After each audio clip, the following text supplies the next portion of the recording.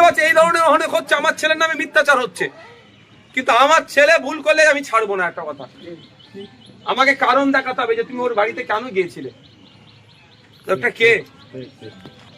এটাও আমি বলেছি, আমাদের নেতৃত্ব জিজ্ঞাসা করবেন, কেউ তৃণমূলের এজেন্ট বসেছে তাতে তার সাথে লড়াই নয় আমার। কে তৃণমূলের দেয়াল লিখেছে তার সাথে আমার লড়াই কিসের ভাই? তৃণমূলের হয়ে প্রচার করেছে তার সাথে আমার লড়াই কেন থাকবে? বিজেপির হয়ে দেয়াল লিখেছে, বিজেপির হয়ে প্রচার করেছে, তার সাথে তার লড়াই নয়, সে তার রাজনীতি করেছে।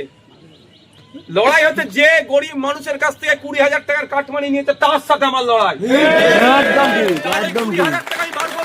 একদম ঠিক। ওই গরিব মাকে আবার 20,000 টাকা তুলে দেবো বার করে, এই লড়াইটা আমি লড়বো। আমার সাথ দেবেন তো আপনারা? এই লড়াইটা লড়বো আমি। কেউ তৃণমূলে হয়ে এজেন্ট বসেছে বলে তার বিরুদ্ধে আমি লড়তে যাবো না, তার ভালো লেগেছে বসেছে। কি বলছি বুঝতে পারছেন? এই কাটমানি রাস্তাতে কাটমানি ক্ষেত্রে করছে, এইগুলো বার করবে, এই লড়াই আমি চালাবো। আপনাদের সাথ আমি চাই, রাজি আছে?